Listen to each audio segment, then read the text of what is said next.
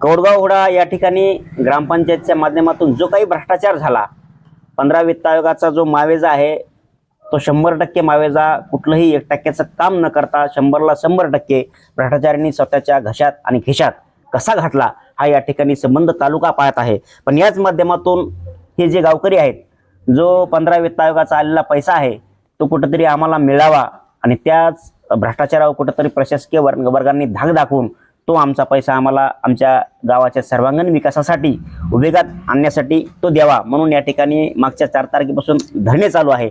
हे बेमुदत धरणे जर या ठिकाणी या माध्यमातून जर समजा आम्हाला न्याय मिळत नसेल तर पुढचा पर्याय त्यांनी या ठिकाणी बोलून दाखवला आहे। आपल्यासोबत आहेत या आंदोलनाचे नेते दत्ताभाऊ गव्हाणे भाऊ। अद्यापपर्यंत 4 तारखेपासून 4 पर्यंत पाहता आपला 13 दिवस झालेत। या 13 दिवसाच्या कार्यकालामध्ये प्रशासकीय वर्गांना आपल्यासोबत कुठली अशी हितकुज केली का, किंवा एखादी विश्वासीय गोष्ट अशी केली का, मी तुमचा हा भ्रष्टाचार झालेला जो आहे तो बाहेर काढू, किंवा या भ्रष्टाचाराच्या माध्यमातून जी काही रक्कम गेलेली आहे ती आम्ही गावाच्या विकासासाठी परत आणू, आणि पुन्हा जर समजा याच गोष्टी जर प्रशासकीय वर्गांना अजून मनाव नाही घेतल्या तर संबंध गावकऱ्याच्या वतीने आपली या लढ्याच्या माध्यमातून पुढची भूमिका काय असेल? जसा हा लढा चालू झाला, 15 वित्त आयोगाचे पैसे ग्रामपंचायतनं परस्पर उचलले चुकीचे मस्टर दाखवून, आणि विशेष म्हणजे ज्यावेळेस हे आंदोलन चालू झालं, या आंदोलन चालू झाल्यानंतर लागलीच 7 ते 8 तारखेला या ठिकाणी जे ग्रामसेवक होते ते आणि सरपंच या आंदोलकांना इथं भेट देण्यासाठी आले होते। तर त्या भेटीदरम्यान त्यानं 9,20,000चा भ्रष्टाचार म्हणजे त्यानं उचललेले कबूल केले, किंवा आम्ही हे पैसे एवढे हातोहात उचललेत आणि हे पैसे आम्ही वाटप केलेत म्हणले। त्यांच्या म्हणण्याचं आलं की आम्ही हे दुसऱ्यांना पण दिलेत, पण त्यांना असं सांगितलं नाही की हे पैसे कोणाला दिले आणि कोण्या कामावर खर्चण्याचा विषय नाही। त्यानं ते स्वतःच्या घरासाठी स्वतःच्या पैसे खिशात घातले हे पैसे, आणि ह्या पैशाचा अजूनही हिशोब दिला नाही, किंवा आज कालच्या तारखेपर्यंत शुक्रवारपर्यंत ते मोरे साहेब म्हणले होते की आम्ही ते पैसे भरू, पण आजपर्यंत त्याने ते पैसे भरलेले नाहीत। आपण या ठिकाणी आपलं असं म्हणणं आहे किंवा यांनी कागदोपत्री भ्रष्टाचार केला, 100%च भ्रष्टाचार झाला, त्याच्यात 10%चंही कुठलं काम झालेलं नाहीये। पण तसं पाहता आपल्या आंदोलनाच्या काळाच्या दरम्यान कुठंतरी आमच्या असं ऐकण्यात आलं, किंवा ज्या गोष्टी तुम्ही या भ्रष्टाचाराच्या माध्यमातून उघड केल्या, जसं की अंगणवाडीचं कुठलं फर्निचर असतं, त्या फर्निचरच्या खरेदी या ठिकाणी आताच्या काळामध्ये होत आहेत असं आम्हाला कुणीतरी या ठिकाणी बोलून दाखवलं, ते खरं आहे का? ही खरेदी 2 वेळेस झालेली आहे। आंदोलन चालू असताना नवीन फर्निचर खरेदी करण्यात आलेलं आहे, आणि याच्या आधी पहिलं म्हणजे फर्निचर होतं 7 ते 8 महिन्याखाली खरेदी केलेलं, ते फर्निचर सरपंचाच्या घरी होतं। आता त्यानं आमच्या ऐकण्यात आलं की रात्रीच 11 वाजता, आमच्याकडे ते पुरावे आहेत पण की त्यानं रात्रीच्याच 11 वाजता जाऊन ते अंगणवाडीनं ते फर्निचर बसवलेलं आहे। प्रशासकीय वर्गाने या ठिकाणी आपल्या आंदोलनाला कुठेतरी पर्वत करण्यासाठी समिती स्थगित केली असं आपला लेखी आश्वासित केलेलं आहे, आणि लेखी आश्वासित केल्यानंतर अद्यापर्यंत समिती या ठिकाणी चौकशीला आलेली नाही, आणि त्यांचा चौकशीचा अहवाल हे संबंधित प्रशासकीय वर्गाला अजून गेलेला नाहीये। या बाबतीमध्ये आपण काय बोलाल? खरं तर प्रशासन आणि ग्रामपंचायत, आणि खरं ग्रामपंचायतवर प्रशासनाची वचक आहे का नाही हा खूप मोठा प्रश्न आहे। एखादे असले घबाड म्हणजे आपण जे काही घोटाळे आहेत हे जर उघड करण्यासाठी गावकऱ्यांना आंदोलन करावं लागते, आणि आंदोलन केल्यानंतर जर काय त्या शाळेचे किंवा त्या अंगणवाडीचे पैसे, लेकरांच्या महिलांचे पैसे, आरोग्याचे पैसे, हे जर पैसे ग्रामपंचायती हातोहात हानीत असतील तर ह्याच्यावर कोणतीही वचक प्रशासनाकडून होत नाही, आणि ह्या गोष्टी खरंच ह्या ग्रामपंचायतच्या स्तरावर अधिकाऱ्याकडून ह्या चुकत आहेत, आणि याचा त्रास हे सामान्य नागरिकांना होत आहे। आणि ह्या सर्व ह्याच्यामध्ये आपण पंचायत समितीचे BDO असतील किंवा विस्तार अधिकारी असतील, या लोकांचं, या अधिकाऱ्यांचं खालच्या ग्रामसेवक यांच्यावर वचक राहिलेलं नाही, म्हणून हे राजरोस घोटाळे भ्रष्टाचार होत आहेत। असं पाहिलं तर समजा मागच्या 4 तारखेपासून अद्यापपर्यंत म्हणजे आज 16 तारीख आहे, 13 दिवस आपल्या बेमुदत धरणे आंदोलनाला झालेत, तसं पाहता या आंदोलनाला असं म्हणता येईल की अद्याप यश आलेलं नाही का. आता चौकशीचा जो अहवाल आहे किंवा जी होणारी चौकशी आहे, जो भ्रष्टाचार आहे ते कुठंतरी फक्त आपल्याला दिसतोय, पण त्या भ्रष्टाचारावर कुठंतरी वचक प्रशासकीय वर्गाने दिलेली नाहीये. प्रशासकीय वर्गानं वचक द्यावी आणि प्रशासकीय वर्गानं खरंच आपल्या लढ्याला यातून यश द्यावं, यासाठी आपली पुढची भूमिका प्रशासकीय वर्गाला दबाव म्हणून काय असेल? बरोबर आहे तुमचं. आणि अत्यंत म्हणजे एक लाजिरवाणी गोष्ट आहे, एखादं आंदोलन उभा राहावं लागतंय आणि इतके दिवस आंदोलन चालूनही की त्या आंदोलनाच्या भ्रष्टाचारांच्या बुडापर्यंत किंवा भ्रष्टाचारापर्यंत शासन पोहोचत नाही. ही समिती ज्यावेळेस गठीत झाली, ही 2 तारखेला गठीत झाली समिती.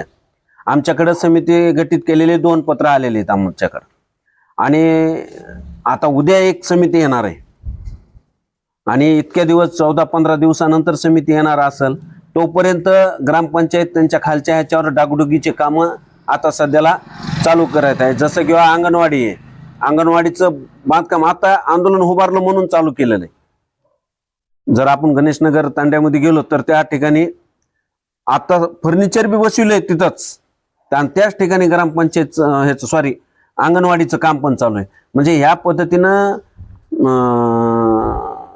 जी समिती आहे ती वेळ देते का, असा प्रश्न आम्हाला पडला की ही समिती देते की ज्यांनी भ्रष्टाचार केला या लोकांना वेळ देते का काम पूर्ण करण्यासाठी, हा एक प्रश्न आहे.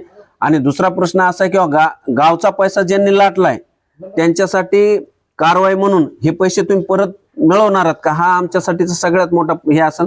आणि दुसरा आहे की जे कामं त्याने दाखवले ते कामं अद्यापपर्यंत पूर्ण नाहीत. जर ह्या लोकांना परत कामं करायला लावली तर हे परत भ्रष्टाचार करणार आहेत, हे 100%. म्हणून आमच्या गावकऱ्यांची मागणी की आता त्यांच्याकडं या ग्रामपंचायतीवर आता गावकऱ्यांचा विश्वास राहिलेला नाही. कारण यांनी ह्या लहान लहान लेकरांसाठी आलेले कपाट असतील, तुमचे खाऊ शिजवण्याचे भोगणे असतील, कॅम्प्युटर असतील, लॅपटॉप असतील आणि प्रोजेक्टर असेल, जे की लेकरांसाठी चांगलं काहीतरी दाखवण्याचा शासनाचा उद्देश असतो, हे लेकरांचं हाणलं, हे घरात नेऊन ठेवलं. आंदोलन बसलं म्हणून ते ठेवण्यात आलेलं आहे. उद्या आंदोलन उठल्यानंतर ते परत पण घेऊन जाऊ शकतात. इतकं म्हणजे भयंकर परिस्थिती आहे. आणि ह्या परिस्थितीवर माझी आपल्या माध्यमातून, आपल्या वावर न्यूजच्या माध्यमातून BDO साहेबांना एक विनंती आहे. BDO साहेब नवीन आहेत, नवीन तरुण आहेत, आणि ते निश्चितच आपण ऐकलंय की तुकाराम मुंडेंनी जे काम चालू केलंय, निश्चितच त्या प्रकारे त्यांचं काम या ग्रामपंचायतच्या माध्यमातून म्हणजे घोटाळ्याच्या ह्या आंदोलनाच्या माध्यमातून ते दाखवून देतील. आणि जे दोषीत आम्हाला विश्वास आहे, कारण आम्हाला विश्वास आहे त्यांच्यावर, कारण प्रशासनावर आम्हाला विश्वास ठेवावाच लागणार आहे. कारण आंदोलन म्हणल्यानंतर त्यांच्या विश्वास नाही ठेवून जमणार नाही. आणि आम्हाला निश्चित विश्वास आहे की ते जे काय ज्या लोकांनी ह्याच्यामध्ये हात ओले करून घेतलेत भ्रष्टाचारातून, त्या लोकांवर निश्चित ते कारवाई करतील. आणि गावकऱ्यांची आमच्या पूर्ण मागणी अशी आहे किंवा आता आम्हाला इतके दिवस आम्ही आंदोलन केलेलं आहे, तर याच्यातून आमच्या समोर जर ग्रामपंचायतचे सरपंच, ग्रामसेवक येऊन मान्य करतात की आम्ही हे पैसा उचललाय, म्हणजे ह्याच्यापेक्षा दुसरा पुरावा काय असू शकत नाही. म्हणून त्यांच्या ग्रामपंचायतीचा, आणि दुसरी गोष्ट ह्या ग्रामपंचायतनं एकही ग्रामसभा घेतलेली नाही. हे सगळ्यात मोठं म्हणजे ग्रामसभा जर ठराव बोगस असेल तर काम बोगसच आहेत. पूर्ण जे काही मस्टर असतील या आधीचे असतील आणि हे सगळे रद्द करून याचा पूर्ण पैसा ग्रामपंचायतनं